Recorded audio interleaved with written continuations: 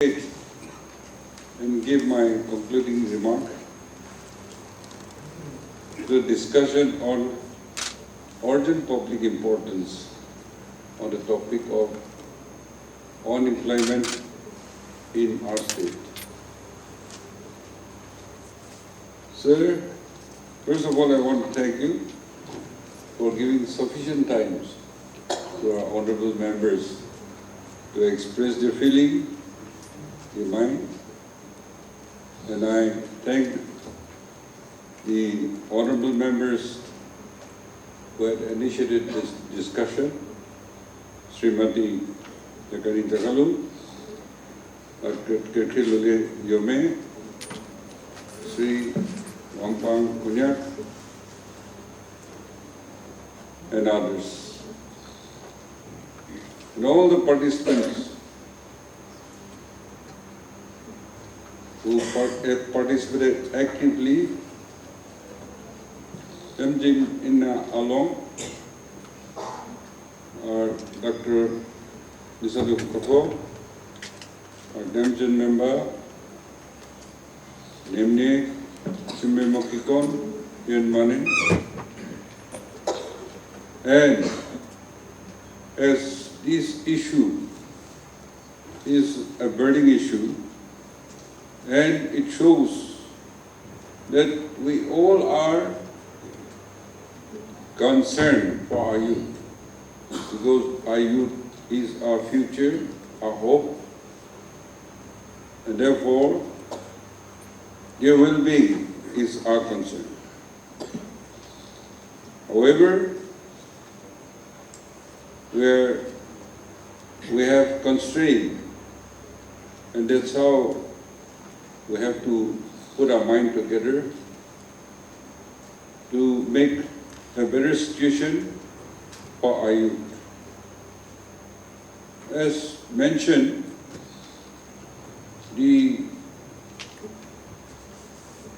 issue of unemployment and unemployability,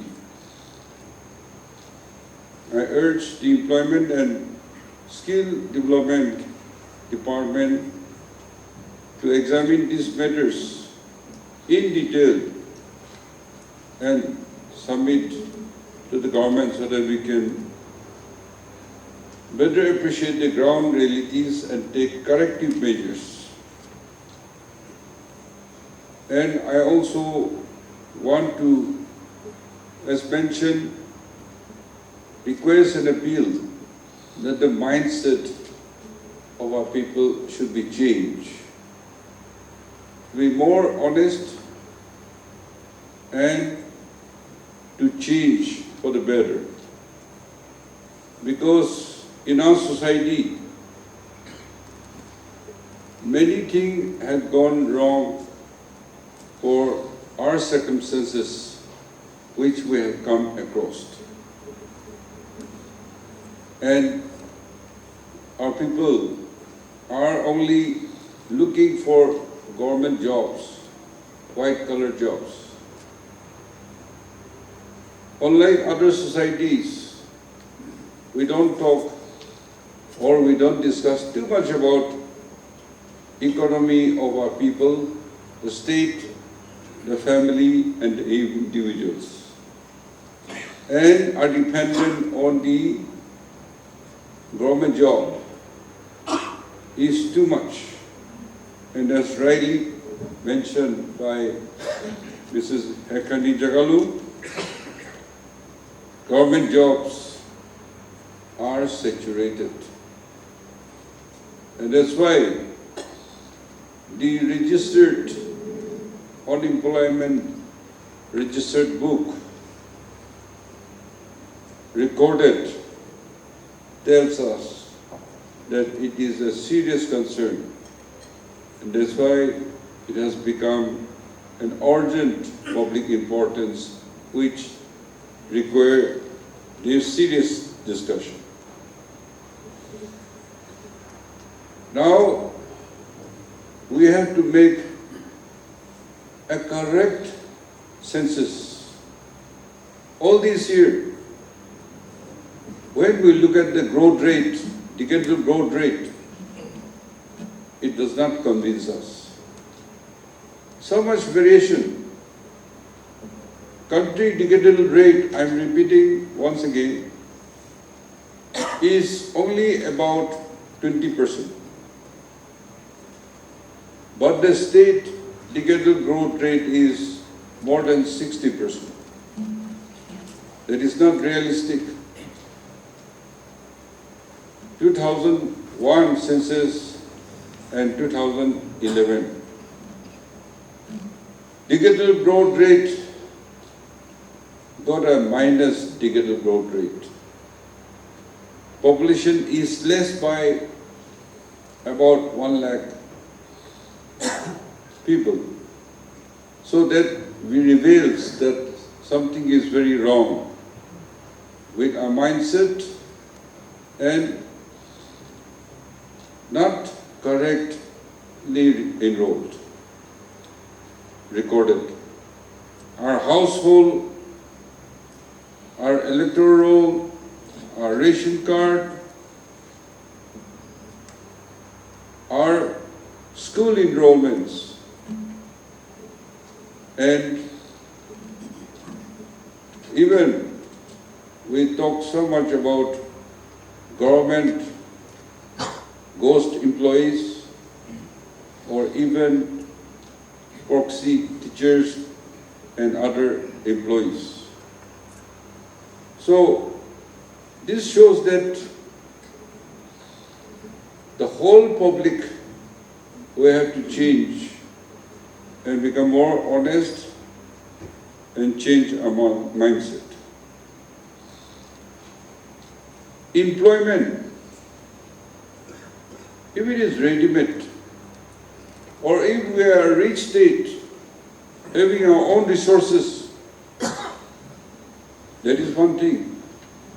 We can do anything we want, but every penny we require, we ask Government of India, and we don't get what we require, or we don't get the project we have been asking for decades together.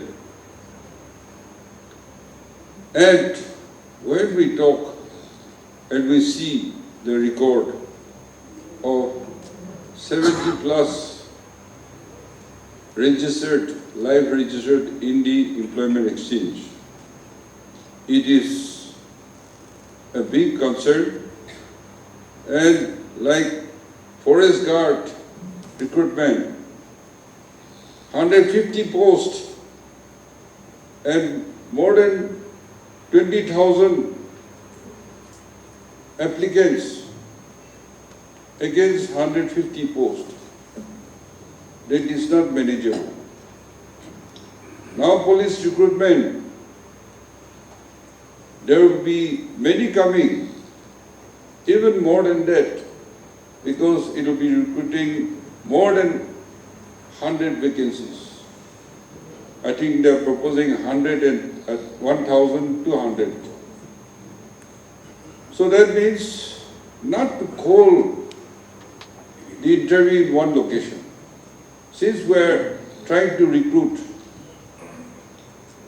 population ratio, it can be clubbed up together in different locations so that you will have more and easier, better selections.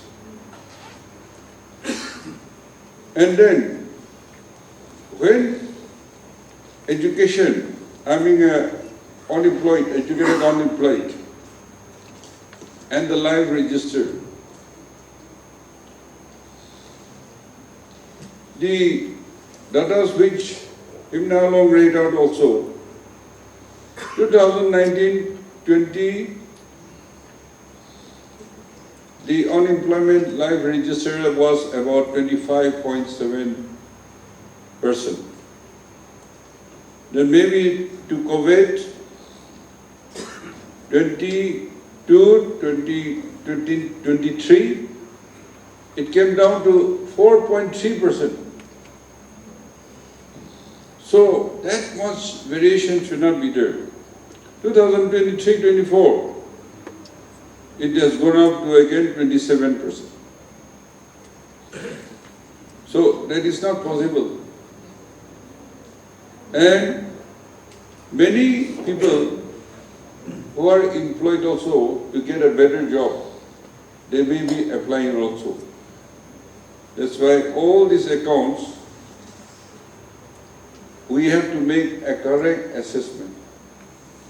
And when interview comes, whether they are doing any other job, it can be referred. If they are qualified, they will get a better job. And we have to keep our record very clearly. To get into something better,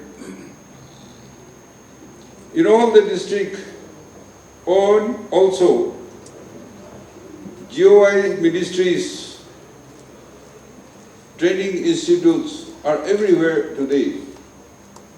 And it is a free training. Maybe they will take charge of the mess fee, but otherwise give free trainings. Anybody who wants to get into the job or to take the benefit of the CM microfinancing, if you have a training of what you want to do, you have some experience, knowledge, or work somewhere, it will be much easier for you to get a job. But without any experience, the bank may not trust you, and then it will become a problem, and they may deny you. Therefore, many training centers are there. We have set up a cell in Iden also to assist the microfinancing to get the facilities through the bank. You are aware that the beneficiary, the entrepreneur, has to pay only 10%, 30% from the government to cover the interest, 60% loan from the bank. But that is collateral free. There is no mortgage. And you can take up to 15,000 to 50,000 payable only after 5 years. So you can't say that you don't have money, you can't do anything. You get a training, then you should approach. Now, even agri and allied sector, all these microfinancing can do, self-help group, and the potential we have is the raw materials we have locally. I'm convener of high-level power committee for handloom and handicraft. This is constituted under NEC donor. We want to bring a common system in the Northeast, and the members are donor minister, Mizoram Chief Minister, Assam Chief Minister, Manipur Chief Minister, and I made a convener because people thought that we're better or best in handloom handicraft. Mass production is going on in Assam and in Manipur. But their only handloom and their handicraft is more of common and less qualities, and we produce good qualities. That's why after discussion, we made a last date till yesterday for all the states to submit their findings and recommendations. We have been having virtual and having series of meetings, and the advices we collected from our state is we should identify the experts, the designers, to work with the tribal women and to bring out a sample which can be produced in cluster and at commercial scale. And only the samples approved by the tribals will be produced by all the tribal hosts and their women. Then there will be a yarn bank.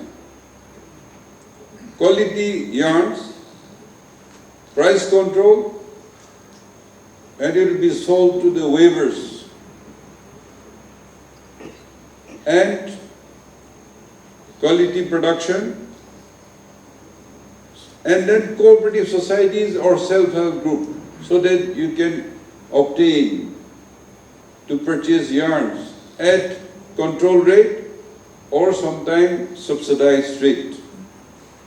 So this will be handled by the agencies through the government.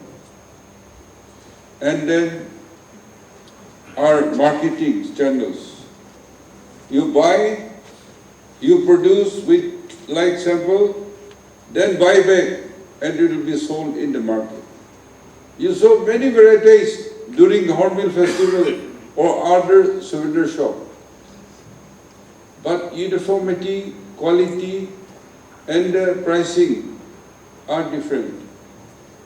So if this is managed, I think we can produce and also sell at the commercial rate. There are many things we can do. Our youth are very talented. As you all mentioned, I fully agree with you. We have to do the smallest thing to the biggest possible. Don't try to get into only government job, or don't try to do only what you want to do, but you learn what you want, get trained, and also do what is available. I don't believe that our youth cannot get employment. When the non-Nagas who have come to Nagaland, they are fully occupied. They all got jobs and working day and night. And Nagas, indigenous, locals, we say that we are unemployed.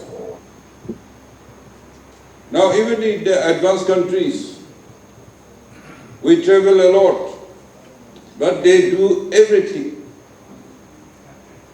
Everything. And particularly, we travel, arrive at night, midnight, or move out at night. People are working on the street by themselves, cleaning the house, repairing the road, everything from biggest to the smallest. And therefore, when the non-Nagas are employed in our place, how can we say that we don't get employment? We have no job. I think this needs a serious discussion. And therefore, whatever you had participated and comment, I think that all needs recording and make a serious studies. And we should no longer, yes, things are improving, but too slow. We cannot continue to be a consumer society, but we have to be a producing society. I'm happy, opposite our VIP gate to Secretariat. made in Nagaland, that shop, it reminds us. And possible, but we need to upgrade quality, we need to produce quantity, and we have to handle. In this, I'm not only blaming the youth, but I'm blaming more of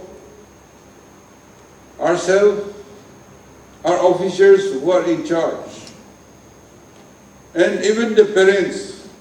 Many parents these days, meritocracy has come to our society. All the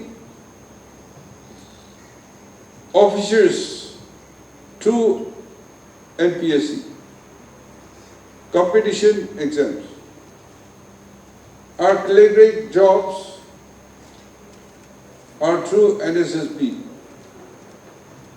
And therefore, if you cannot face the competition, then you have to select or choose and get trained and do something.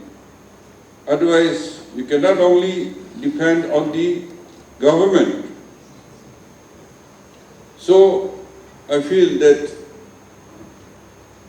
all the citizens of the state to cooperate with the department and look for the possible trainings and benefits given to the public.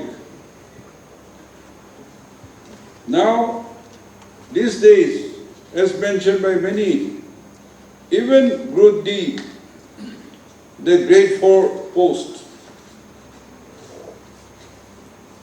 many people, they are applying with degree, postgraduate, and well-qualified people. And therefore, it is not the candidate that to try to come and ask with that degree looking for grade 4. Either their relatives or even their parents come to venture.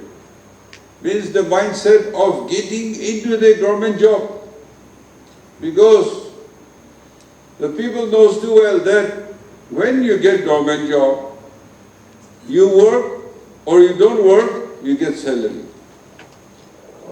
And that you can also, without working, fight your right in the government. So these are not a good trend for us.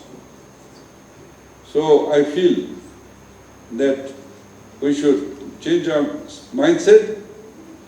We should be more positive in our thinking and do what is possible and practical. Yes, I agree. We have so many natural resources, be oil and natural gas, be minerals, and also in the line of timber locking, which was banned by Supreme Court. These revenues in terms of thousand crores can come, including the prohibition. But if the law says, or the voice of the people says, that we cannot, and we will not, that's why we have to suffer.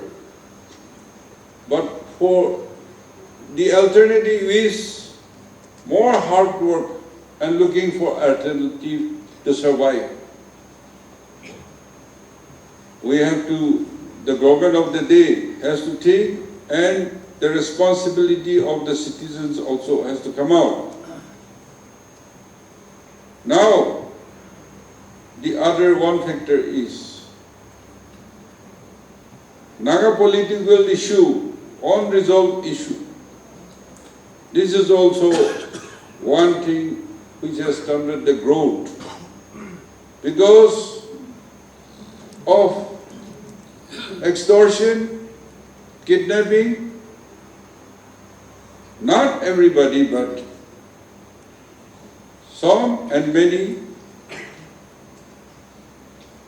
the outsiders, the best people, they have left Nagaland, living and taking away their knowledge and their wealth. Some were unfortunately killed also.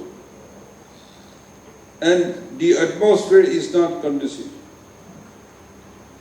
More factions, more taxes, and therefore the investors, they don't come to Nagaland these days. And all the industries we have started failed. From tule paper mill to sugar mill, and other small factories also are closed. So, no industries, no factories. Why we could not come out in sports also? Because in government of India also, government don't build infrastructure, they don't have fund. Only the basic requirement and the sports are supported by the corporate, the CSRs, the investment, and some individuals supporting their own community or their children. Therefore, not having an industry, sponsors, CSRs to promote the sports are also not available. And therefore, we are lagging behind, and our growth, though there is some visible development, not satisfactory. So, our state, we are still going through a very difficult time because of our resolved political issue and the atmosphere that is still prevailing in our state. However, whatever the case, the government is trying its best to do that little we had, and we have been trying in many areas. As you are aware, through the industry and commerce, IDEN and labor employment is actively promoting startup and entrepreneurship. Enabling frameworks such as the startup policy, logistic policy, and industrial policy have been introduced to foster a market-oriented ecosystem that attracts investment and encourages industrial growth. These measures are aimed at generating sustainable employment opportunities and opening new avenues for the growth of Nagaland. As I mentioned about industries, even some industry wants to come, they want to know what state government can facilitate, what we can help. They want land, they want power supply, they want tax holiday, they want power, and many logistics, which other states are providing very attractive offers. And that's how they're growing. But our land laws, even if we passed the special economic development zones, only Chumukadima, CPO area in Satavele they had given and agreed to make a cadastral survey and sold the land for Nagaki, that incubation city, and nearby many things are happening. Government paid compensation, private can also lease, because as I have mentioned earlier, any investor wants to come, they cannot buy directly, or even you can give lease, but that lease has to come through the cadastral levy of government quota, not individual or village quota, because they cannot access loan in the banks. SAFARC Act has limitation.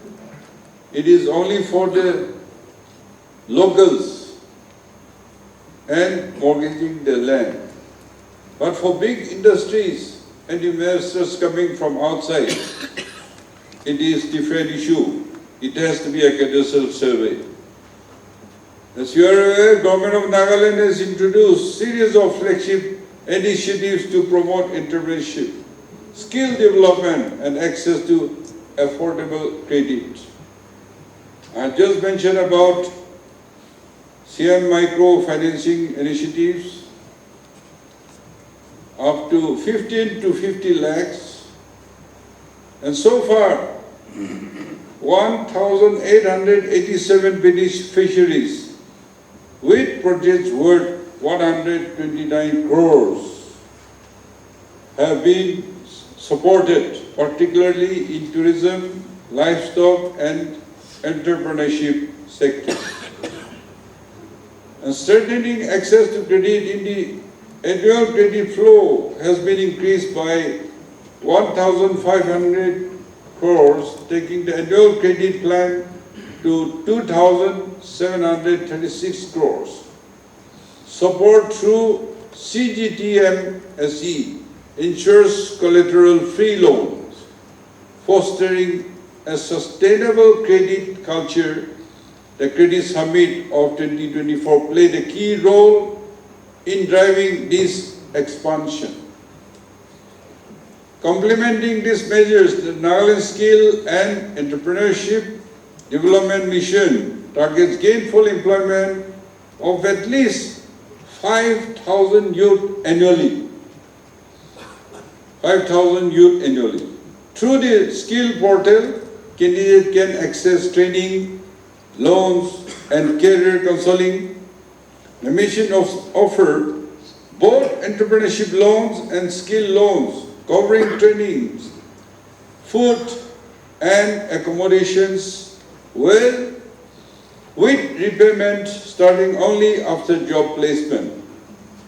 A robust credit guarantee mechanism, NCGTC, plus state corpus ensures financial security of trainees.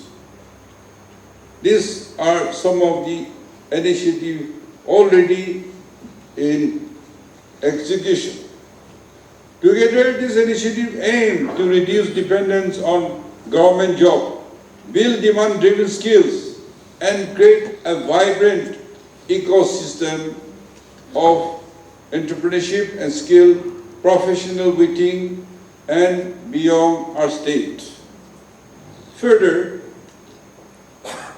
our state will depend on how boldly and how quickly we address this structural issue, and on how effectively we empower our younger generations with meaningful, sustainable livelihood. If we get this right, we can turn what looks like a crisis today into a foundation of a stronger, more self-reliance economic tomorrow. As we are all aware, our Honorable Prime Minister, Mr. Modi ji, he had time and again talked and announced Vikshit Bharat 2047. That means develop India. By 2047, Government of India is extending all possible help. The state government, you know the financial pattern, you know the flagship programs. If money comes this year, you have to spend within this year. If you hold it up, you face penalty. Therefore, last system is CSS money coming. Finance cannot hold more than 30 days. You have to transfer to the department for immediate implementation and payment. If the department don't utilize the fund, then the state government has to pay back the principal with interest, and your project will be cancelled. Or if it is ongoing, till you will not get the new sanction. Last year in Saski, we got huge money, but we defaulted to spend 443 crores. And the finance minister wrote that since you cannot spend that period last year, financial year, that amount will be adjusted this year as you receive that money, and you will not get what is due to you. Means last year you cannot spend, so you have to spend this year. So that will be accounted as this year's allocation to you. That means we lost 443 crores. The other day I met the Union Finance Minister. I said we received late and it's ongoing. So we are making this adjustment, and so we'll be able to adjust about 250 crores. So we will spend, and if he can give us additionality, we'll be glad. She said, you perform, you bring your papers, then we will consider whether you are fit to get the additionality or not. So it depends on us. We say we don't have money, but some department, they cannot spend the money that comes to them. And last year, I think we paid penalty more than 10 crores because of delay in spending the money and submitting utilization certificate. Therefore, this discussion, if there are more activities, if there are more investors, it will generate employment. And then our youth will get the benefits. If more and more trainings are taken, we'll be able to access loan in the banks. Therefore, we cannot blame others, but we have to work hard and then try to take the opportunity. And we must not miss this Vikshit Bharat 2047, which India has already committed. You know, yesterday, the biggest nations in the world, Russia, China, and our Indian Prime Minister, three of them, they had a meeting in China, and so many nation countries, leaders came. And this three country alone is 37% of wealth of populations of GDP of the world, and therefore it is giving a huge push to our country. Yes, America had imposed heavy tariff of 55 because of the business transactions, which America is not happy. But that was blessing in disguise. India got friendship, get closer to his neighbors, and therefore they have become the largest group. And the Southeast Asia, the African countries, the Muslim world are all into this group. And that's how India will get maximum benefit. And India get benefit means we will get benefit. We get share of central taxes and duties. And therefore, like the rest of the country, our youth, our people, our government officers and government servants, we all have to work 24/7 to catch up with the rest of the country, and we should be able to be in the list of Viksit Bharat 2047. I thank all the members, and particularly who honorable members initiated the discussion. And I hope our discussion will give enlightenment to our citizens, our officers, so that we'll work harder. Thank you, Mr. Speaker.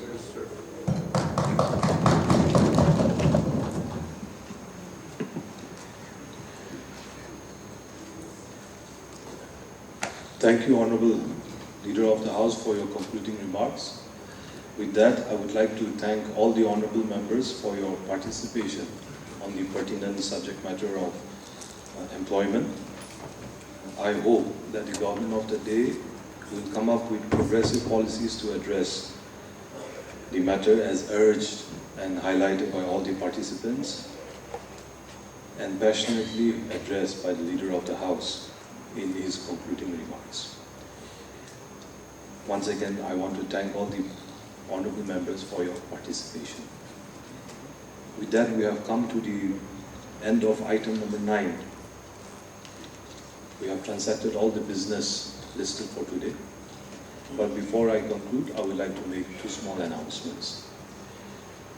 The first announcement is with regard to the plenary conference posted to happen on November 11 to 15 concerning the Northeast Commonwealth Parliamentary Association. The Honorable Speaker of Lok Sabha, the Honorable Deputy Chairman of the Rajya Sabha has consented to grace the occasion. They will be accompanied by both the Secretary Generals of the Lok Sabha and Rajya Sabha. And in this regard, I urge and request all the honorable members to save the date so that we can have a productive plenary session in November, in the month of November. The second announcement that I would like to make before the August House is in lines to show our support and participation towards the clarion call of the Leader of the House, Honorable Chief Minister, in building the foundations towards a developed and resurgent Nagaland by 2047 as an answer to the call of the Honorable Prime Minister's Viksit Bharat of 2047. And also as the global concerns on climate change, I'm happy to announce before the August House that the Nagaland Legislative Assembly has decided to collaborate with a reputed foundation with many noble initiatives and achievements, especially in the sector of environment, pollution, and climate change. The name of the foundation is Yes Earth Eco Consulting, with the target and the aim of achieving net zero by 2030. Adapting to this change will no doubt be challenging for all of us, led by me. But I hope with all sincerity that this collaboration will strengthen our resilience in making renewed efforts in achieving the vision of a green and net zero assembly by 2030.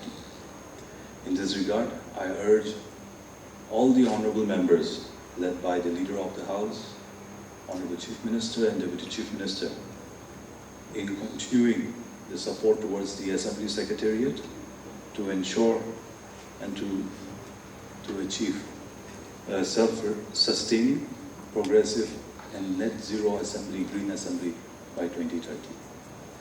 So with that, we have transacted all the business for today, and I adjourn the House to meet again at 9:30 a.m. on Thursday,